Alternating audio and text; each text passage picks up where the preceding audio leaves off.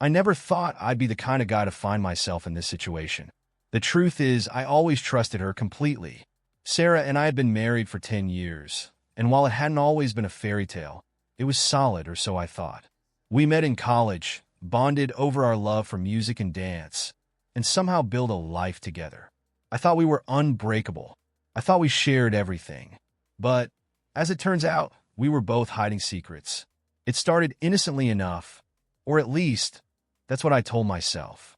Sarah had always been into dancing, ballroom, salsa, you name it. When she suggested she wanted to take lessons again, I didn't think much of it. It seemed harmless. I was happy to see her passionate about something, even if I couldn't quite share in it. Work had me bogged down, and with the long hours I'd been pulling, her dancing seemed like a healthy outlet. I even encouraged it.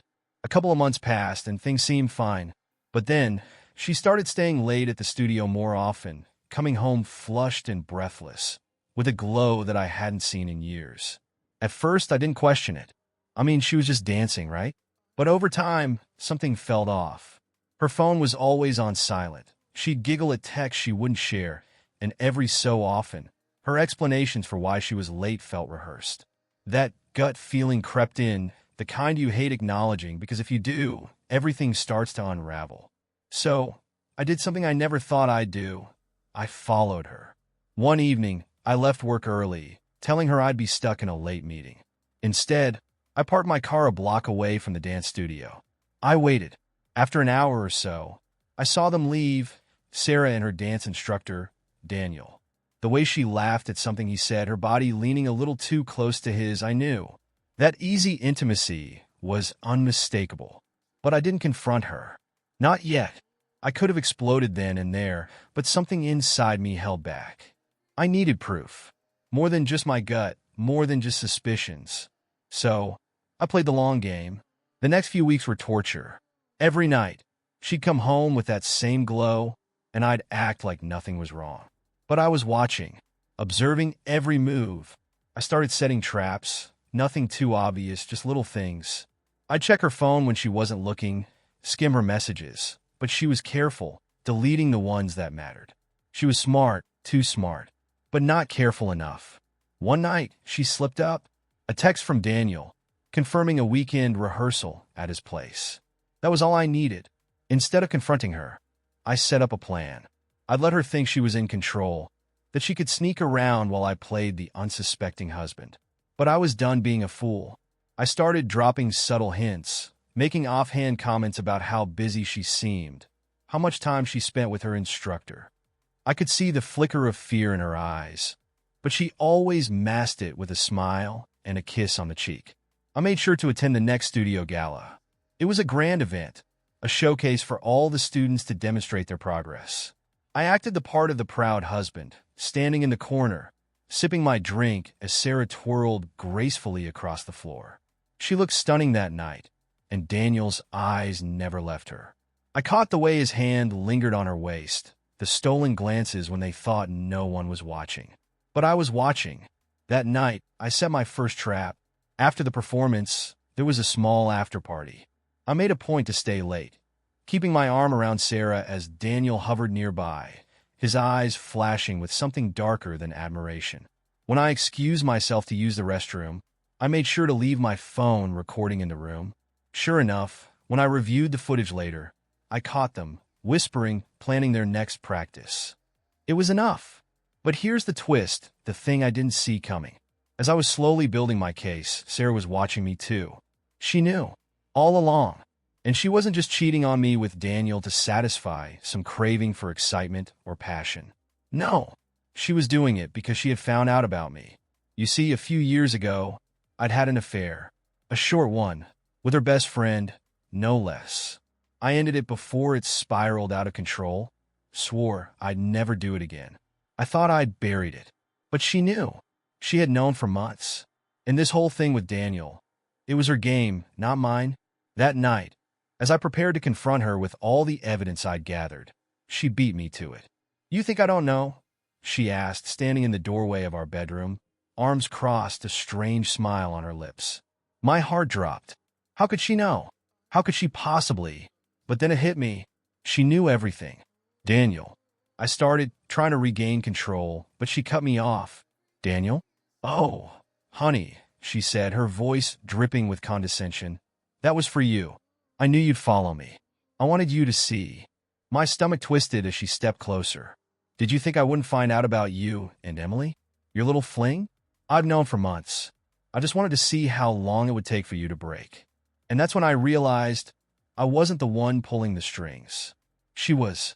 The room felt like it was closing in on me. Sarah's words cut through the air, each one sharper than the last. She stood there, arms crossed, looking at me with an expression I hadn't seen in years. Contempt, mixed with a hint of satisfaction. I tried to gather my thoughts, to say something, but I was caught completely off guard. This wasn't how it was supposed to go. You knew. I stammered, my mind racing, trying to make sense of everything. How long? Sarah tilted her head slightly, as if she were amused by my confusion. How long? Does it matter?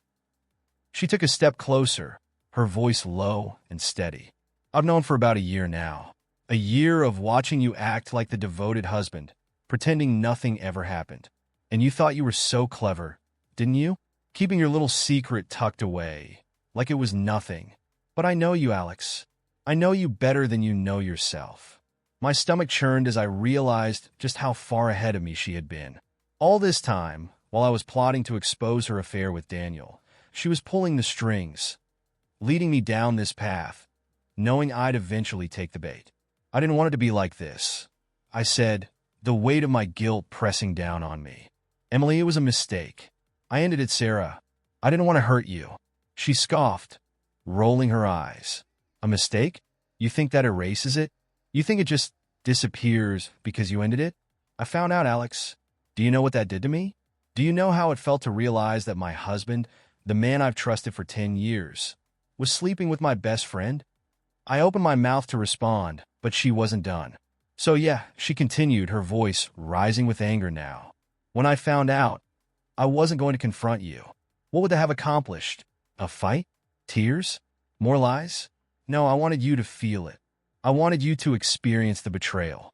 And what better way than with someone I knew you couldn't resist watching? Daniel was perfect, handsome, confident, a bit of a flirt. You'd hate him on sight, and I knew you'd follow me. I sank down onto the edge of the bed, the weight of her words crushing me. She'd been playing me from the start, and I had walked right into it. I thought I could catch you, I muttered, more to myself than to her. I thought I had you. Sarah gave a bitter laugh. You thought wrong, Alex. I wanted you to catch me. I wanted you to feel that sick, twisted feeling in your gut when you realized what I was doing. Because that's how I felt. But here's the kicker. It was never real. Daniel? We didn't sleep together. We barely kissed. He knew the whole time that you were watching. He wasn't on it. The floor seemed to drop out from under me. All of it. The secret meetings, the after-hours dance sessions. It had been a show designed to make me think she was doing the very thing I feared most.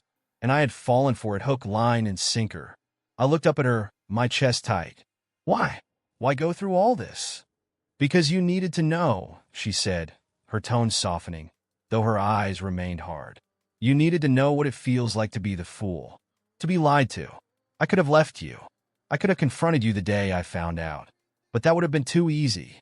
You wouldn't have learned anything. I sat there, my mind reeling. I had spent months obsessing over her movements, planning my own form of revenge, only to realize I had been a pawn in her game the entire time. The betrayal I thought I had uncovered was just an elaborate performance, crafted to teach me a lesson I wasn't ready for. So what now? I asked, my voice barely above a whisper. Is this the end? Sarah paused, looking at me with a mixture of anger and something else. Regret, maybe? She sighed and sat down on the chair across from me. That's up to you, Alex. I don't know if we can come back from this. I loved you. God, I still love you in some twisted way. But I don't know if that's enough anymore. The room fell into a heavy silence. I could feel the weight of everything pressing down on me. Years of marriage, of mistakes, of love that had been stretched and twisted beyond recognition. I wanted to fix it. I wanted to go back to before everything had gone so wrong, but I didn't know how. Do you still love me? I asked, my voice hoarse. Can we try to fix this? Sarah looked at me for a long time, her expression unreadable. Finally, she spoke, her voice quiet and tired. I don't know, Alex. I don't know if we can ever go back to what we were. You broke something in me when you cheated with Emily. And now I've broken something in you. She was right. We were both shattered, and I wasn't sure if the pieces could ever be put back together. We'll see, she said, standing up and heading for the door. But don't think for a second that I don't know everything. You wanted to expose me, ruin my reputation in front of our friends and family? Well, Alex, I've got a few secrets of yours too. She left the room, her words lingering in the air like a threat. The days that followed were a blur. Sarah and I barely spoke, moving around the house like strangers, each of us lost in our own thoughts. The weight of what had happened hung in the air between us, suffocating any chance of normalcy. I kept replaying our confrontation over and over in my head, wondering how I had missed all the signs, how she had played me so perfectly. But more than anything, I was haunted by her parting words. I've got a few secrets of yours, too. I didn't know what she meant by that, but the ominous tone in her voice gnawed at me. It was like a ticking time bomb, one I couldn't predict or stop. What did she know? How much had she uncovered about my past? I thought I had buried my affair with Emily deep enough, but clearly, Sarah had managed to dig it all up. And now, she was holding something over me, something worse than the affair. I needed to know, but I also knew confronting her too soon would backfire. Sarah was still playing her game, and I had no intention of walking into another one of her traps. So I waited. I watched. This time, I wasn't going to be caught off guard. One night, about a week after our confrontation, Sarah announced that she was going out with friends. It wasn't unusual. Ever since her affair with Daniel, or whatever that was, she had been spending more time with her old circle. Normally, I wouldn't have cared. But something about the way she casually mentioned it, the way she avoided eye contact as she left the house, set off alarm bells in my head. I waited until she was gone, then did what any paranoid husband would do. I started searching.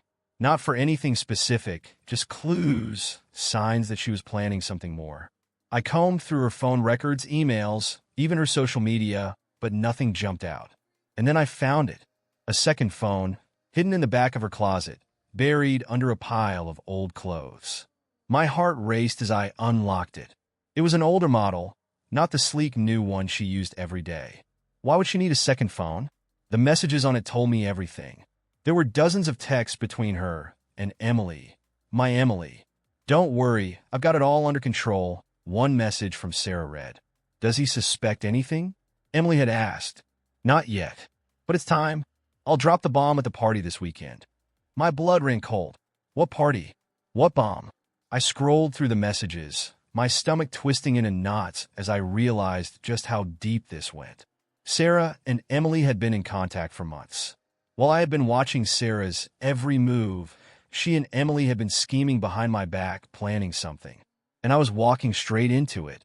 That weekend, we were supposed to attend a family gathering at Sarah's parents' house.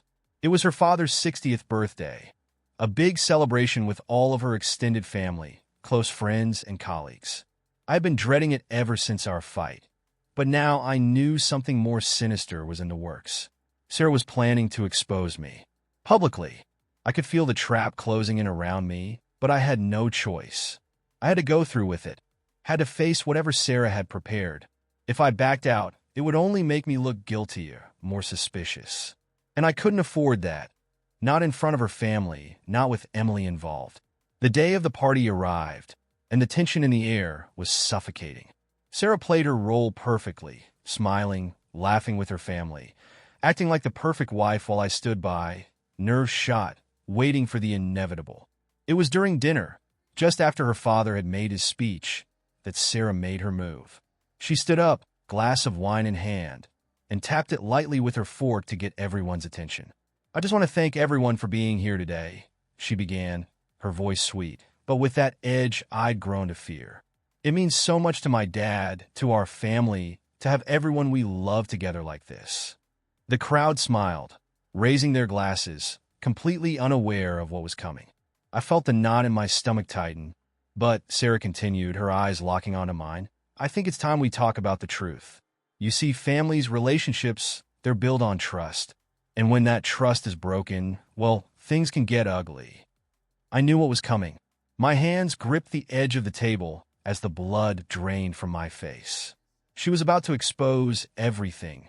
My affair, my lies, my betrayal, right here in front of everyone. But then, the real shock came. As some of you might know, Sarah said, her gaze sweeping the room, Alex hasn't exactly been the faithful husband he pretends to be. There was the bomb she had been waiting to drop. I heard gasps from the crowd, saw shocked looks from her parents, her friends. But she wasn't finished. For the past few years, he's been having an affair, she said, her voice steady but laced with venom. Not just with anyone, though. No, with someone we all know. Someone we all trusted. She paused, letting the tension build, her eyes never leaving mine. With Emily. The room fell silent, and I felt the ground drop out from under me. There was no turning back now. Everyone was staring at me. Her parents, her siblings, her friends, all waiting for my response. Waiting for me to deny it. But how could I? The evidence was right there. I opened my mouth, desperate to say something, but the words wouldn't come. Sarah had orchestrated this moment perfectly, and now I was caught. Trapped. But then, just when I thought things couldn't get worse, Sarah smiled that cold, knowing smile and dropped the final bomb. Alex, she said, her voice low but clear. You didn't think I knew the whole time, did you? The messages, the hotel receipts. I've been collecting everything. I have all the proof. And now so does everyone else. She gestured to the projector behind her, and before I could even process what was happening, photos appeared on the screen. Pictures of me and Emily, taken months ago. Us at a hotel, sneaking out the back entrance, laughing, unaware that we were being watched. The room erupted. Gasps, whispers, people standing up from their seats, shocked and horrified. Sarah's father, usually a reserved man, turned beet red with fury, glaring at me with an intensity that made my skin crawl. But the worst part? Emily was there too. I hadn't noticed her before, sitting quietly at the back, but now all eyes were on her as well. Her face was pale, her expression one of sheer panic. She hadn't expected this either. Sarah had played us both. She had set us up from the start. The chaos erupted like a storm. Murmurs turned into gasps. Chairs scraped the floor as people shifted uncomfortably. And Sarah's family looked at me like I was some kind of monster. My heart pounded in my chest, and I couldn't focus on anything but the slideshow of my betrayal projected for everyone to see. Me and Emily, sneaking around like criminals. Emily sat frozen at the back of the room, her face pale, eyes wide with shock. I hadn't even noticed her until now, but seeing her there, caught in the same trap, filled me with a sickening dread. Sarah had orchestrated this perfectly. She hadn't just wanted to ruin me. She wanted to burn everything to the ground, leaving no survivors. Sarah stood there in the middle of it all, looking calm and poised, like the conductor of this emotional symphony. She had done it. She had played the long game, and now I was laid bare in front of everyone I had ever cared about. I wanted to scream, to deny it, to somehow undo everything that had led up to this moment, but there was no point. The evidence was undeniable. Pictures, texts, even video clips of me meeting Emily at a hotel. It was all there, looping on the projector behind Sarah, who still held her glass of wine like it was just another evening at home. Sarah, I finally managed, my voice shaky weak. Please, we can talk about this. Not here. Not like this. She turned to me, her expression cold and detached. What's there to talk about, Alex? You've made your choices, and I've made mine. I just thought everyone deserved to know the truth. Her words hit me like a punch to the gut. She wasn't going to stop. She was going to make sure everyone knew just how deep my betrayal went. I glanced around the room, seeing the looks of disgust from her family, her friends, people who had welcomed me into their lives for years. The judgment in their eyes was unbearable. But there was one person whose reaction hit me the hardest, Sarah's father. He was sitting at the head of the table, his face red with fury, fists clenched on the table. For years, he had treated me like his own son, welcoming me into the family with open arms. Now, he looked at me like I was nothing more than trash. "You son of a bitch," he growled, his voice low but filled with venom. How could you do this to her? To us? I couldn't answer. What could I say? Sorry? That felt meaningless in the face of what I had done. Sarah, Emily's voice suddenly cut through the tension, but Sarah snapped her head in Emily's direction, silencing her instantly. Oh, don't you dare try to defend yourself, Emily, Sarah spat, her voice sharp as a knife. You're just as guilty as he is. Best friends? Really? Is that what you call sneaking around with my husband behind my back? Emily flinched, her eyes darting between me and Sarah, panic written all over her face. She had always been so confident, so sure of herself, but now, under the weight of Sarah's wrath and the judgmental eyes of the entire room, she looked small, helpless. I never meant for it to, Emily started, her voice trembling, but Sarah cut her off again. Oh, save it, Sarah sneered. You knew exactly what you were doing. You're both liars. You pretended to be my friend, my confidant, all while screwing my husband. The room was dead silent, everyone watching this disaster unfold. I could feel my heart racing, sweat beating on my forehead. This wasn't just an exposure, it was an execution. I think you've made your point, I said, my voice weak but desperate to stop this from spiraling further. Please, let's just talk this out in private. Private? Sarah's laugh was cold, almost cruel. Oh no, Alex. You don't get privacy anymore. You lost that right when you decided to betray me. I want everyone to know exactly who you are. She stepped closer to me, lowering her voice just enough that only I could hear her next words. You should have thought twice before cheating on me, Alex. You thought you were so smart playing detective, following me around, thinking you'd catch me. Well, guess what? I've been watching you this whole time. You never had a chance. Her words sent a chill down my spine. She was right. I had thought I was in control, that I could expose her affair and come out on top. But all along, I was just another piece on her chessboard. Then, with a final flourish, she turned back to the room. You see, everyone, I didn't just find out about the affair last week. I've known for months, and I gave him chance after chance to come clean, to confess. But he never did. So, I had to make sure everyone knew who Alex really is. I felt my knees weaken, the crushing weight of guilt and humiliation bearing down on me. This was it. She had destroyed everything. Our marriage, my reputation, and even my relationship with Emily, all of it was in flames. And there was no way to stop it. But then, just when I thought it couldn't get worse, Sarah added one last twist. Oh, and one more thing, she said, her voice dripping with sarcasm. You might want to sit down for this one, Dad. The entire room froze. What else could there be? What more could she possibly have to reveal? I wasn't the only one Alex cheated with. Isn't that right, Alex? I felt my stomach drop. No, she couldn't know about that. She smiled, turning her gaze to her father, whose face had already turned from anger to confusion. That's right, Dad. It wasn't just Emily. Alex has been screwing his way through more than just one woman. The shockwave rippled through the room as everyone turned to stare at me, their eyes wide with disbelief. I couldn't breathe. How did she know? How did she find out about Caroline? The world seemed to slow down, the air in the room thick and suffocating. Every eye was on me.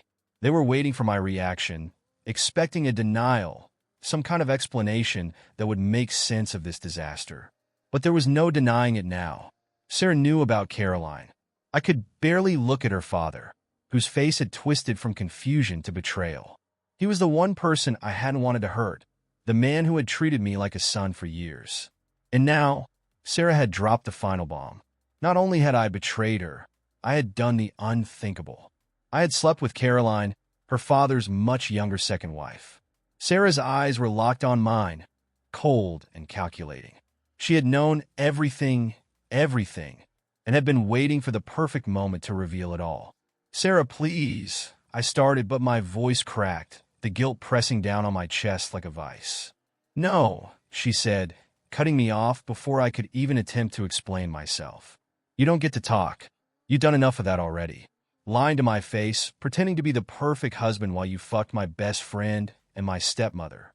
Gasps filled the room as she said it, and I saw the look of shock ripple through the crowd. Stepmother. The words felt like they echoed around the room, each one stabbing deeper into my already shattered reputation. Her father stood frozen, his face going pale as the realization of what Sarah had just revealed sank in. Caroline wasn't there tonight, but I knew that didn't matter. The damage was done. I had crossed a line, one that could never be forgiven. I opened my mouth to say something, anything, but no words came out. There was nothing left to say.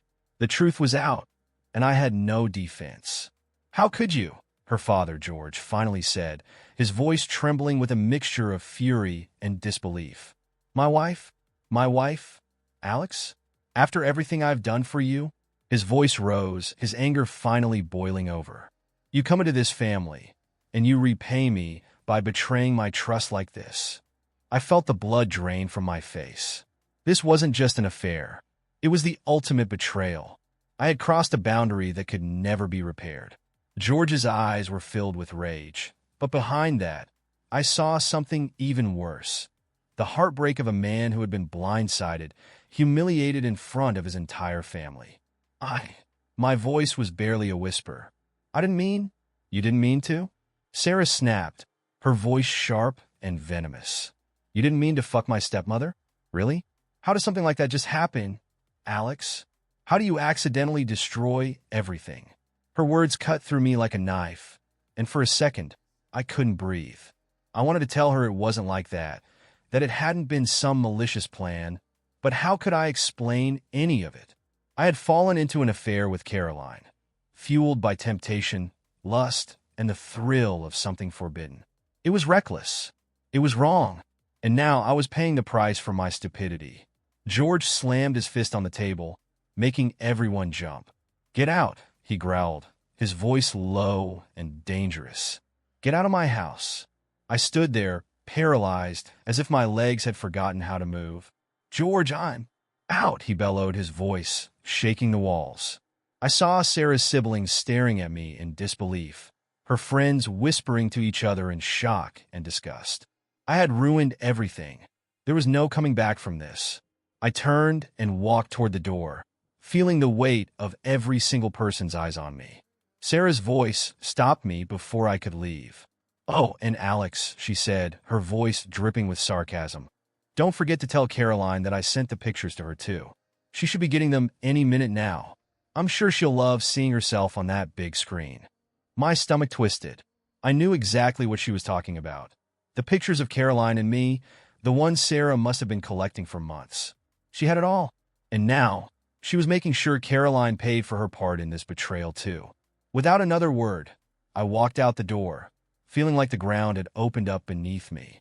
My mind raced as I tried to make sense of how everything had fallen apart so quickly, so completely. In a matter of minutes, Sarah had blown up my life, and I had no one to blame but myself. The ride home was a blur. I couldn't even remember driving. All I knew was that I had to get away from that house, from the devastation I had caused. My phone buzzed in my pocket, and I didn't have to look to know it was Caroline. She must have seen the pictures by now, and I wasn't ready to deal with her. Not after what had just happened. When I finally pulled into the driveway, the house looked foreign to me. This was supposed to be my safe place, my refuge, but now it felt like a prison. I sat there for a moment, staring at the front door, trying to figure out how I had gotten here, how I had allowed my life to spiral so far out of control. I couldn't hide from the truth anymore. I had ruined everything. And Sarah? She had won. She had exposed me for the fraud I was, and now I had nothing left. The door creaked open as I stepped inside, the silence of the house swallowing me whole. I collapsed onto the couch, burying my face in my hands, trying to shut out the world. But there was no escaping it. The reality of what I had done weighed on me like an anchor, dragging me deeper and deeper into despair. As I sat there, my phone buzzed again. I ignored it, but the messages kept coming, one after the other, relentless. Finally, I picked it up and glanced at the screen. It wasn't from Caroline. It was from Sarah. "You might want to pack your things tonight. I'm filing for divorce tomorrow." I stared at the message, my heart pounding in my chest. Divorce. Of course. What else was there? There was no saving this marriage. Sarah had made sure of that. But then another message came through, this one making my blood run cold. "Oh, And Alex? I wouldn't bother going to work on Monday. I've already sent everything to your boss. Hope you enjoyed your career while it lasted.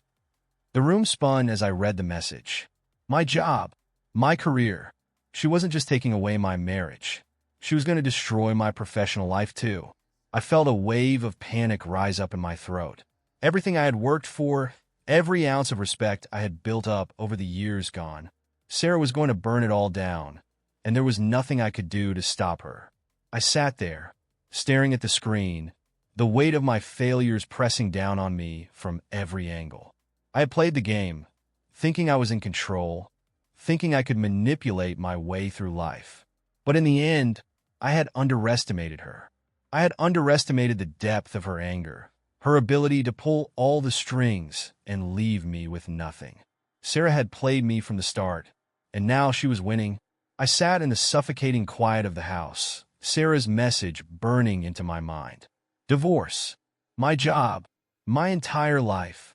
She was dismantling it piece by piece, and there was nothing left for me to hold on to. I felt hollow, like I'd been gutted from the inside out. This was the end of my marriage, my career, everything. I stared at the phone, Sarah's final words echoing in my mind. Hope you enjoyed your career while it lasted. She wasn't bluffing.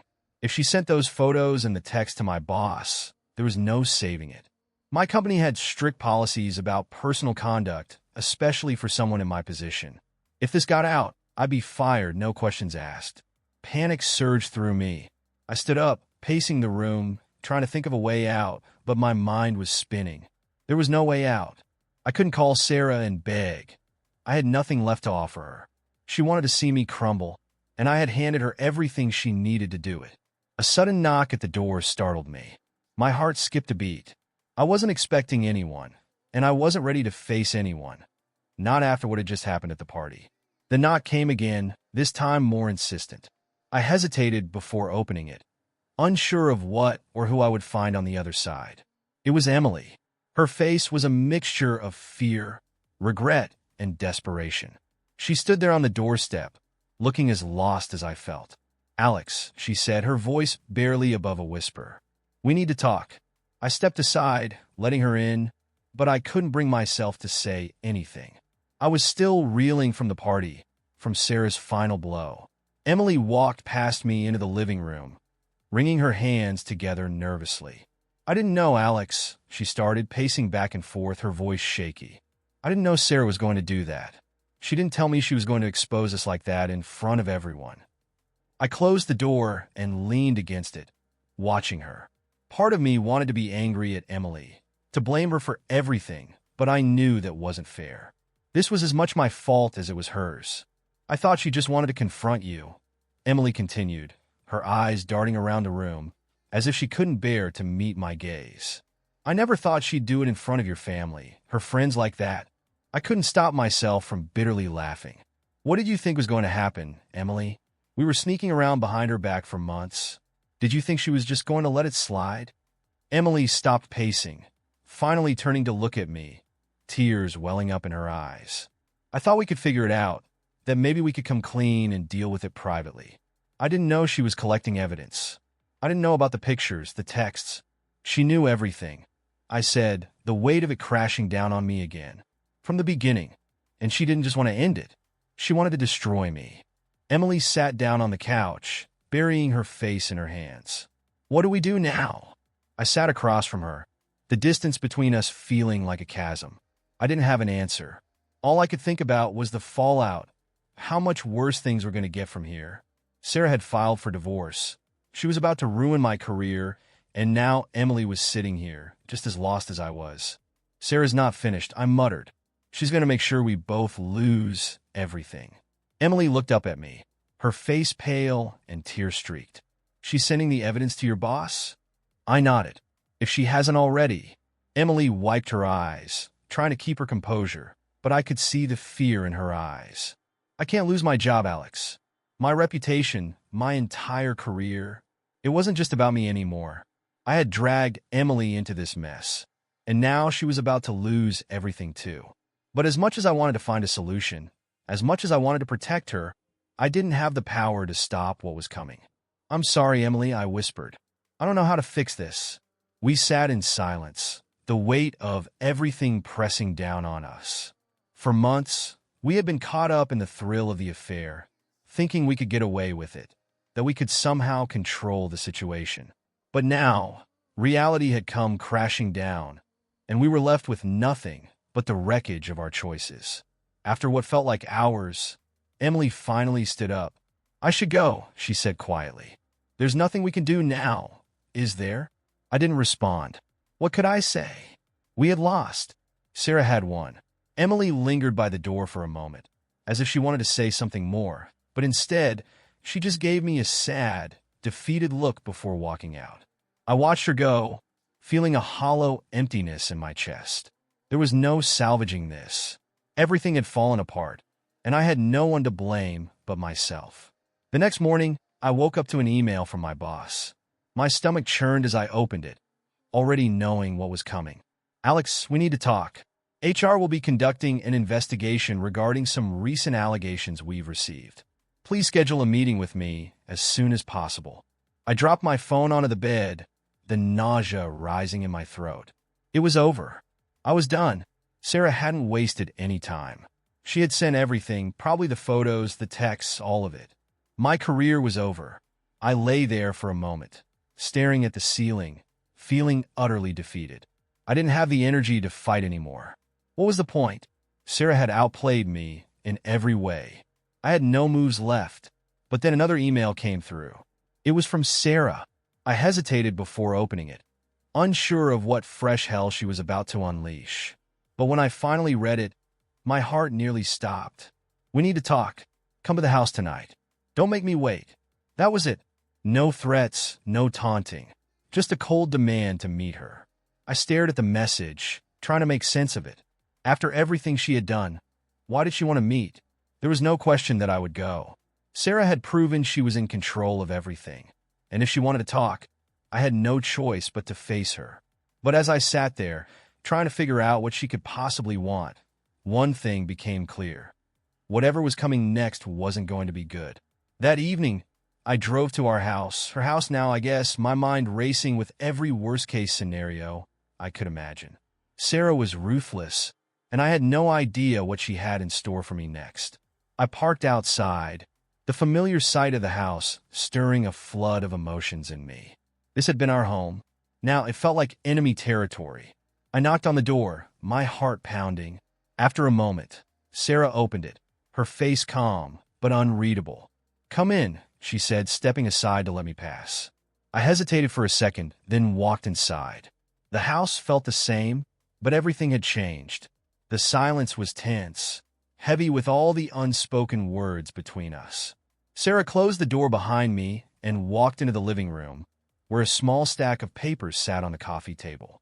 I immediately recognized what they were. Divorce papers. "I've already filed," she said, sitting down on the couch and gesturing for me to sit across from her. "But there's still one last thing we need to discuss." I sat down, trying to keep my composure, but my nerves were on edge. "What is it?" Sarah took a deep breath, her eyes locking onto mine. "The house. I know you don't have the money to buy me out, and I don't want to drag this out in court. So, here's the deal." She slid the papers across the table toward me. "You sign over your share of the house to me, and in exchange, I'll drop the charges at work. I won't send anything more to your boss. You'll still lose your job, but it won't be a complete public scandal. You can start over somewhere else." I stared at her, my mind spinning. This was it, the final nail in the coffin. "You're giving me an out?" I asked, incredulous. Sarah smiled, but it didn't reach her eyes. "I'm giving you a chance to leave with whatever little dignity you have left." I swallowed hard, my throat tight. This was her last play, her final move to crush me completely. But what choice did I have? She had me backed into a corner. I could lose everything, or I could sign the papers and walk away with at least a shred of my life intact. I picked up the pen and stared at the papers, feeling the weight of my decisions pressing down on me. This was it, the end of everything. With shaking hands, I signed. As the ink dried on the divorce papers, I felt the finality of it all sink in. This was real. I had signed away not just the house, but the last remnants of the life Sarah and I had built together. The home we had shared, the memories we had made. It was all hers now. And me? I was walking away with nothing but my shattered pride and the faint hope that I could salvage what was left of my career. Sarah sat across from me, watching me sign with that same cold, detached expression. There was no satisfaction on her face, no gloating. This wasn't about winning for her anymore. She had already won. Now, this was just cleanup, sweeping away the last pieces of the mess I had made. "You can leave now," she said quietly, taking the papers and placing them neatly back on the coffee table. "We're done." I nodded, standing up on shaky legs. There was nothing left to say. I had betrayed her, and she had destroyed me in return. Now, the only thing left was to walk away. As I reached the door, Sarah's voice stopped me one last time. "Alex." I turned, expecting another cutting remark, another reminder of just how completely she had beaten me. But instead, her face had softened, just for a moment, and there was something like sadness in her eyes. "I loved you, you know," she said, her voice low, almost fragile. "I really did." The weight of her words hit me harder than anything else she had said tonight. For the first time in months, I saw a glimpse of the woman I had fallen in love with all those years ago. The woman who had stood by my side through everything, who had trusted me, who had believed in me. And I had destroyed all of that with my selfishness. "I know," I whispered, my throat tight. "I'm sorry, Sarah, for everything." She didn't respond, just gave me a small nod and turned away. And just like that, it was over. I walked out the door and into the night, the cool air hitting me like a slap to the face. I stood there for a moment, staring up at the house, her house now, before finally turning away and getting into my car. As I drove away, the reality of my situation started to sink in. I had nothing left. No home, no job, no wife. My entire life had crumbled around me, and it was my own damn fault. Every choice I had made, every lie I had told, had led me to this point. And now, I had to live with the consequences. The days that followed were a blur. I stayed at a cheap motel trying to figure out my next move. I couldn't stay in town, not with the scandal hanging over my head. Sarah had promised to hold back the worst of the evidence, but it wouldn't take long for word to spread. I needed to get out, start fresh somewhere else. But where? And how? I had a few contacts in my field, but I knew that finding a new job after this kind of fallout would be nearly impossible. Once the rumors started swirling, no one would want to touch me. My reputation was shot. Then, one evening, as I was sitting on the edge of the motel bed, my phone buzzed with a message. I hadn't been expecting anything. Most people had cut ties with me after the divorce news broke, but when I saw the name on the screen, my heart skipped a beat. Caroline. I hesitated before opening the message, dreading what she might have to say. Sarah had undoubtedly sent her the photos, the texts, everything. Caroline knew about the affair. She knew I had betrayed her just as much as I had betrayed Sarah. With trembling hands, I opened the message. "I need to see you. We need to talk. Meet me tonight." I stared at the words, unsure of what to think. What could Caroline possibly want from me now? I had ruined everything between us. Did she want revenge too? Had she, like Sarah, been waiting for the perfect moment to strike? Despite my better judgment, I replied. "Where?" The response came quickly. "The cabin. 9 p.m. Don't be late." The cabin. Of course. Caroline and I had met there more times than I could count. It had been our escape, our secret hideaway, where no one could find us. Now it felt tainted, like a place where we had sealed our fates. As I drove out to the cabin, my mind raced with all the possibilities of what this meeting could mean. Was Caroline angry? Hurt? Was this going to be another confrontation, another public exposure of my mistakes? Or was there something else? A part of me, the part that still clung to hope, wondered if she was offering a way out. A chance to rebuild something from the wreckage. When I arrived at the cabin, the moon was full, casting an eerie glow over the trees. Caroline's car was already there, parked in the driveway. I took a deep breath and stepped out of my car, my heart pounding in my chest as I walked toward the door. The cabin door was unlocked, so I let myself in. The familiar scent of wood and the soft crackle of the fireplace greeted me, but it didn't feel like the safe haven it used to be. It felt heavy, like the air was thick with all the unspoken things between us. Caroline was sitting on the couch, a glass of wine in her hand, staring into the fire. She didn't look up as I walked in. "Caroline," I said softly, standing awkwardly by the door. She didn't respond immediately, just took a long sip of her wine before finally speaking. "It's funny, isn't it? How things can change so quickly." I didn't know how to respond. I could see the tension in her shoulders, the way she gripped the wine glass just a little too tightly. This wasn't going to be an easy conversation. Sarah told me everything, she said, still not looking at me. The photos, the texts, all of it. I swallowed hard, guilt washing over me in waves. "Carolina?" She held up a hand, silencing me. Don't make excuses, Alex. I'm not here for that." Her voice was calm, but there was an edge to it, a simmering anger just beneath the surface. She finally turned to look at me, her eyes cold and calculating, just like Sarah's had been the night of the party. "Do you know what you've done?" she asked, her voice low. "You've ruined everything. My marriage, your marriage, everything we had. It's all gone." I didn't argue. She was right. "And now I have to live with the consequences," she continued, her voice growing harder. "Just like you."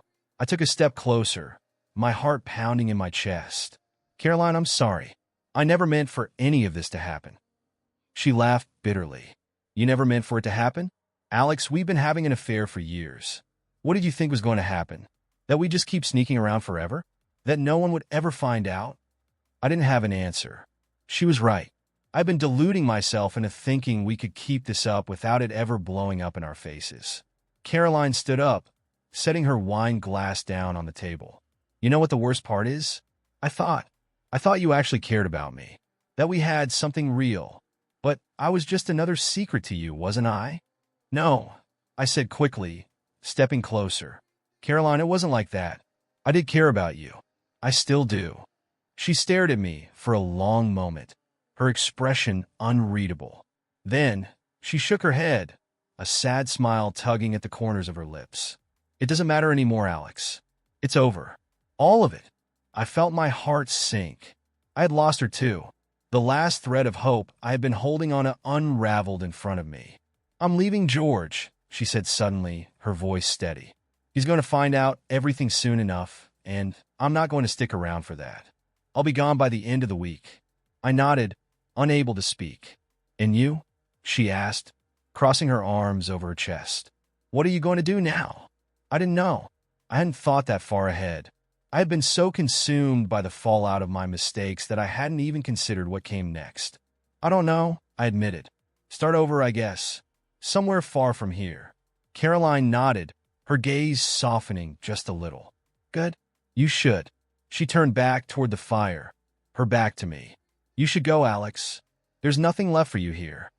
I stood there for a moment, my chest tight, wanting to say something, anything that could fix this.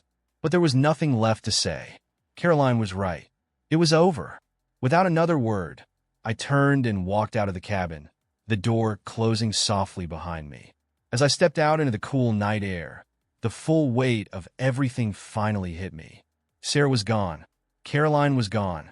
My job, my home, my life, it was all gone, and I had no one to blame but myself. The weight of everything hit me harder as I drove away from the cabin. The silence in the car was deafening, punctuated only by the steady rhythm of my breath and the distant hum of the engine. I had lost everything, and now, as the lights of the town grew smaller in the rearview mirror, I realized I was leaving behind not just a town, but my entire life. What happens when you have nothing left? What do you do when every bridge is burned, every connection severed, and the very ground beneath your feet crumbles? I didn't know. All I knew was that I had to keep moving. There was no more home to go back to, no one waiting for me. Just a long road ahead, leading nowhere in particular. For the next few days, I existed in a kind of limbo. I stayed at another cheap motel, eating from vending machines, flipping through job boards half-heartedly. I wasn't even sure why. Who would hire me after everything Sarah had done? The HR email still hung over me like a guillotine, waiting to drop. I thought about calling Emily, asking her how she was holding up, but the truth was I couldn't face her. We were both guilty, but her life still had a chance to recover. Mine didn't. She'd move on, maybe find a way to rebuild. I wasn't so sure about myself. It was on the third day of mindless drifting that I got the call. Unknown number. I stared at the screen, debating whether to answer. Part of me wondered if it was Caroline again, or worse, Sarah with one final blow to finish me off. I let it ring a few more times before finally answering. Alex, the voice said, cold and unmistakable. It was George. My blood froze. He knew. He must have found out about Caroline by now. There was no other reason for him to call. George, I managed my throat dry. Don't talk, he interrupted, his voice low but filled with anger. I don't want to hear your excuses. I don't want to hear you grovel or try to explain yourself. You know what you did. I didn't say anything. What could I say? He was right. I knew exactly what I'd done. You slept with my wife, he growled, the pain in his voice evident despite the anger. You betrayed me, betrayed this family. I trusted you, Alex. I brought you in like my own son. And this is how you repay me. I'm sorry, I whispered, hating how hollow the words sounded. Sorry. George laughed bitterly. Do you think sorry is going to fix any of this? Do you think sorry is going to undo the years of damage you've caused? No, I admitted. But I am. I don't know what else to say. There was a long pause on the other end of the line, the silence heavy and uncomfortable. I could hear George's labored breathing, the effort it was taking for him to keep his emotions in check. You're going to stay away, he finally said, his voice cold and final. You're going to disappear from our lives, from this town. You won't contact Caroline. You won't come near my family again. Do you understand me? I nodded, even though he couldn't see me. I understand. If I ever see you again, he continued, his voice dropping even lower, it won't end well for you. Consider this a warning. He hung up without another word, leaving me sitting there in the silence, staring at the phone. I felt numb, the finality of his words settling in. He was right. I couldn't stay. Not after this. George had been like a father to me, and I had repaid him in the worst possible way. I had to leave. I had no choice. By the end of the week, I had packed what little I had into my car and hit the road. I didn't know where I was going, but anywhere was better than here. Every corner of this town was stained with the memories of my mistakes, and I couldn't live with the constant reminders. The road stretched out in front of me, a long, winding path leading away from the wreckage of my life. I had no plan, no destination in mind.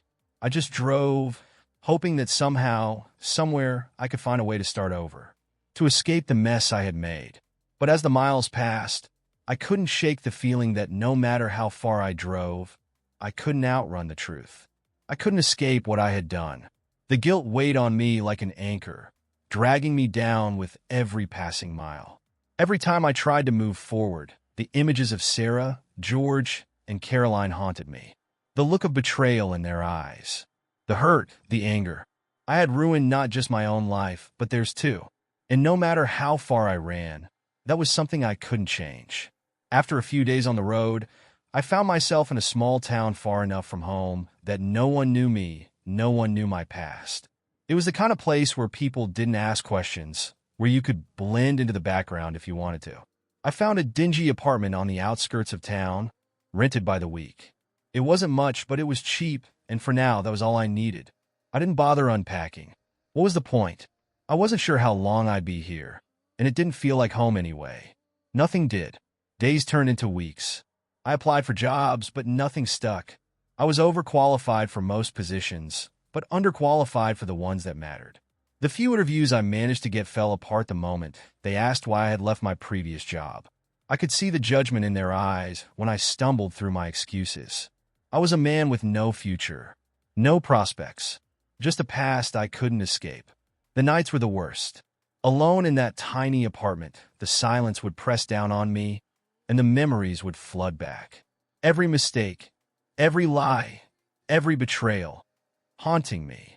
I tried drowning it out with cheap whiskey, but that only made things worse.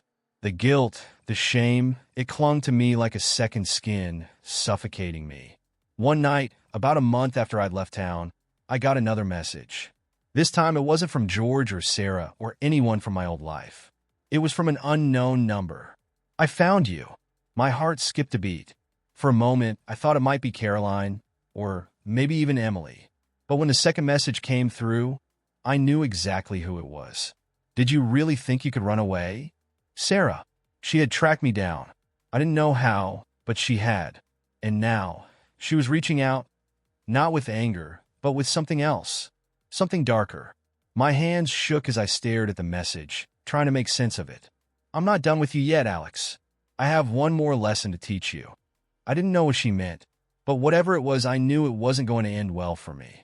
I should have deleted the message, blocked the number, done something to sever the last connection to her.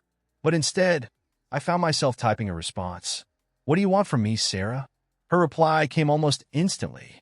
You'll find out soon enough. The days after Sarah's cryptic message felt like a waking nightmare. I couldn't shake the sense of impending doom, the gnawing fear that whatever she had planned was going to be the final nail in the coffin. I had no idea how she found me, whether she had hired someone to track me down or just used some digital breadcrumbs I hadn't thought to cover, but the fact that she could still reach me, even out here, meant there was no escaping her. I tried to push it out of my mind, convincing myself that she couldn't do anything more to me. She'd already destroyed my life. What else was left for her to take? My marriage, my job, my reputation, it was all in ruins. But Sarah wasn't the kind of person who left things half-finished. And that message, I have one more lesson to teach you, was a thread I couldn't ignore. For a few days, nothing happened. No more messages, no more calls. Just silence. But that silence was more unsettling than anything. It felt like the calm before the storm, the eerie stillness before something terrible came crashing down. Then, on a cold Friday evening, the storm hit. I was sitting in my tiny apartment, nursing a cheap bottle of whiskey, when my phone buzzed. This time, it wasn't a message from Sarah. It was a news alert. I glanced at the screen and saw the headline. Local woman found dead in apparent murder-suicide. I didn't think much of it at first. Tragic, yes, but these stories pop up everywhere. I was about to swipe the notification away when I saw the names. Caroline Whitman and George Whitman. My blood turned to ice. I sat up straight, my heart pounding in my chest as I read the article. In a shocking turn of events, Caroline Whitman, 33, was found dead alongside her husband, George Whitman, 57, in what authorities are calling a murder-suicide. Sources say George Whitman allegedly shot his wife before turning the gun on himself in their home late last night. The couple had recently been under public scrutiny due to personal issues. Friends and family are in shock, with no prior indications of such a tragic outcome. I dropped my phone. The room spun around me as the words echoed in my head. George had killed Caroline.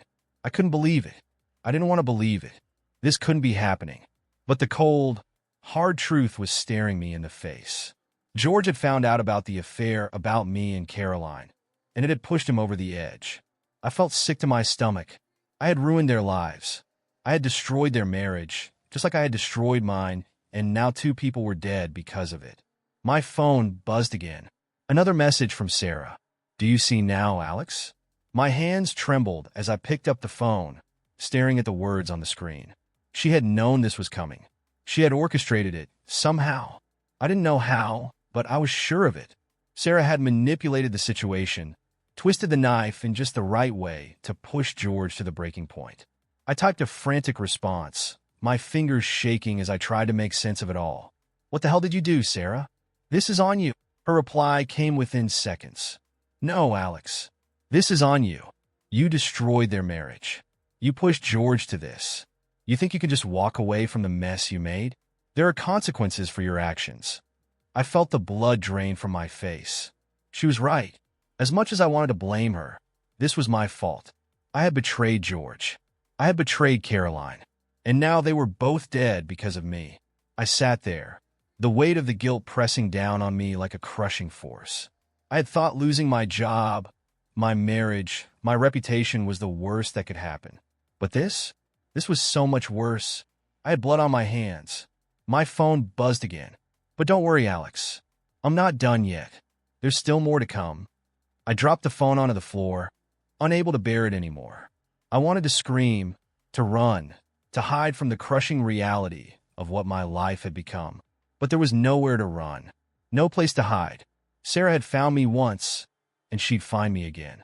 I knew then that she wasn't just out to ruin me. She wanted to destroy me, not just in the ways I'd expected, not with my career or my reputation. No, Sarah wanted me to suffer, truly suffer, in the deepest, darkest way possible. She had already taken everything, and now she wanted to take my very soul. The next few days passed in a haze. I couldn't eat. I couldn't sleep. Every time I closed my eyes, I saw George and Caroline. Their faces, lifeless and cold, haunted my every waking moment. I kept waiting for the next blow from Sarah, the final strike that would finish me off. But nothing came, just more silence. It was suffocating. Then, one night, as I sat in the dark of my apartment, the silence was shattered by a loud banging on the door. My heart leaped into my throat as I stood up, panic surging through me. I half expected it to be Sarah herself, come to finish what she started. But it wasn't Sarah. It was the police. I opened the door, and two officers stood there, their faces grim. "Alex Hartman?" One of them asked, his voice firm. I nodded, my mind racing. "Yeah, that's me. We need to ask you a few questions," the officer said, stepping inside. "It's about George and Caroline Whitman." I felt my knees go weak. I hadn't spoken to anyone since the news broke. I hadn't told anyone about the affair. But of course, the police would investigate. Of course, they would want to know what had led to such a tragedy. "Look, I started, but the officer held up a hand. "Mr. Hartman, we're aware of your relationship with Mrs. Whitman," he said, his tone neutral but sharp. "What we're trying to understand is the nature of that relationship and how it might have contributed to the events leading to their deaths." I stood there, my mouth dry, my mind spinning. What could I say? That I'd had an affair with Caroline? That I had been the reason George snapped? That Sarah had been pulling the strings behind the scenes, orchestrating the whole thing? I swallowed hard, trying to find the words. But before I could say anything, the other officer stepped forward, holding out a piece of paper. "We also need you to come with us," he said, his voice low. "You're being named in a lawsuit." I stared at the paper in his hand, my heart sinking. It wasn't just George and Caroline. Sarah was coming for me through the courts now, too. She wasn't satisfied with just destroying my personal life. She wanted to make sure I was buried in legal hell as well. "What lawsuit?" I asked, my voice barely above a whisper. "It's a wrongful death suit," the officer replied. "From George Whitman's family. They're holding you responsible for what happened." The room spun around me as the words sank in. George's family was coming after me. They blamed me for his death, for Caroline's death. And they were right. I was responsible. That night, after the officers left, I sat alone in the darkness of my apartment, the weight of everything pressing down on me until I could barely breathe. There was no way out of this. No way to fix what I had done. Sarah had won. She had taken everything from me. And now she was watching me drown in the consequences of my own actions. She had set the trap, and I had walked right into it. My phone buzzed again. Another message from Sarah. "This is the last lesson, Alex. Now you know what it feels like to lose everything. Just like I did." I stared at the message, my heart heavy with guilt and despair. She was right. I had lost everything. I had destroyed everything I touched, and now there was nothing left. I typed a response, my hands trembling. "I'm sorry." Her reply was quick and simple. "Too late." Sarah's final message, "too late," hung over me like a death sentence. There was no escaping it now, no redemption in sight. Everything I had once been, everything I had built was gone, and Sarah had made sure I knew it. I had spent so long trying to control the situation, thinking I could manipulate my way through the wreckage of my life. But in the end, I was just another casualty of my own selfishness. Days turned into weeks, each one bleaker than the last. The wrongful death suit against me was gaining traction, and my lawyer, if you could call him that, wasn't optimistic about our chances. George's family wanted blood, and they were going to get it. Every penny I had left was going to be drained by this lawsuit. I had no job, no friends, no future. Even my lawyer said I should start preparing for the worst, a public trial that would strip away what little dignity I had left. And Sarah? She had disappeared from my life as completely as she had destroyed it. I hadn't heard from her since that final message, but I knew she was out there, watching from a distance, satisfied with the ruins she had left behind. One evening, after another long day of legal hell, I sat in my apartment, staring at the pile of unpaid bills on the table. I hadn't left the apartment much in the past few weeks. Why bother? Everything outside these four walls was a reminder of what I'd lost, what I had thrown away. Even in this small town where no one knew me, I felt the weight of my guilt everywhere I went. The whispers of my past followed me like a shadow. A knock on the door startled me. I hadn't been expecting anyone. Who would visit me now? For a moment, I thought it might be the police again, or worse, more lawyers. But when I opened the door, it wasn't the police. It was Sarah. She stood there in the hallway, looking as poised and calm as ever, but there was something different in her eyes. Something colder. I hadn't seen her since the day I signed the divorce papers, since she had crushed me with her final ultimatum. Seeing her now, after all the destruction, felt surreal. "Sarah," I said, my voice hoarse from days of silence. "What are you doing here?" She didn't answer right away, just pushed past me and stepped into the apartment, her eyes scanning the room. I could feel the tension between us, years of anger, betrayal, and bitterness. But now, there was something more, a finality that hadn't been there before. "You're looking well," she said, her voice dripping with sarcasm as she glanced at the empty whiskey bottles littering the room. "Nice place, Alex." I shut the door, trying to keep my emotions in check. "What do you want, Sarah?" She turned to face me, her expression unreadable. "I came to see how far you've fallen. I wanted to see it for myself." Her words cut deep, but I didn't react. I was too numb for that now. "You've already seen it," I said quietly. "I've lost everything. What more do you want?" Sarah took a step closer, her eyes narrowing. "You still don't get it, do you? This isn't about what I want anymore, Alex. It's about what you deserve." I clenched my fists, struggling to keep my composure.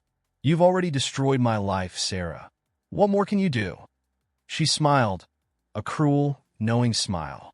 "I could make this public, Alex. I could send everything to the media, make sure everyone knows exactly what kind of man you are. You think this little lawsuit is the worst of it? I haven't even started." I felt a chill run down my spine. She wasn't bluffing. I knew that now. Sarah was capable of anything, and she wouldn't stop until I was completely ruined. "You came all this way just to gloat?" I asked, my voice shaking with a mixture of fear and anger. "No," she said, her smile fading. "I came here to see if you've learned anything. If you understand now what it feels like to lose everything you care about." I stared at her, the weight of her words sinking in. This was the endgame for her. It had never been about revenge for revenge's sake. It was about making me suffer the way she had suffered, making sure I understood the depth of the pain I had caused. "I do," I whispered, my voice breaking. "I understand. I know what I did. I know I hurt you, and I know I can never make it right. I am sorry, Sarah, for everything." The sincerity in my voice was all I had left to offer. There was no pride, no ego, no defense, just the raw, broken truth. For a moment, Sarah's cold expression faltered. I saw something flicker in her eyes. Regret, maybe, or a brief flash of the woman I had once loved. But it was gone as quickly as it appeared. "It doesn't matter," she said, her voice hard again. "Sorry isn't going to fix anything. Not now." She turned and walked toward the door, her hand resting on the handle. I could feel the weight of her final words coming. The last blow she would land before disappearing from my life for good. "Goodbye, Alex," she said softly. "You'll never see me again." And with that, she was gone. The next few weeks passed in a haze. True to her word, Sarah didn't contact me again. I kept expecting another shoe to drop, some final, devastating piece of information that would completely destroy me. But nothing came. She had walked away, leaving me to deal with the wreckage on my own. The wrongful death suit was still hanging over my head, but I had accepted that there was no way out of it. My lawyer had negotiated a settlement with George's family, but it would leave me bankrupt. Whatever small amount of money I had left was going to them, and I was going to be left with nothing. No future, no money, no home. But strangely, I felt free. Sarah was right. I had lost everything. But in losing everything, there was nothing left for her to take. There was no more fear, no more anxiety about what would come next. I had already hit rock bottom. The worst had happened. And somehow, in that realization, there was a twisted kind of peace. One morning, I woke up and decided it was time to leave. There was nothing for me in that small town, nothing tying me to the life I had once known. I packed up the few belongings I had left, threw them in my car, and drove. I didn't know where I was going, but for the first time in a long time, it didn't matter. There was nothing left to lose, nothing left to fear. As I drove down the long, empty highway, the past faded into the distance behind me. The memories, the mistakes, the betrayals, they were all still there, but they no longer had power over me. Sarah had wanted me to suffer, and I had, but now, for the first time, I was ready to move on. I didn't know what the future held, but whatever it was, I would face it, alone, and that, somehow, was enough.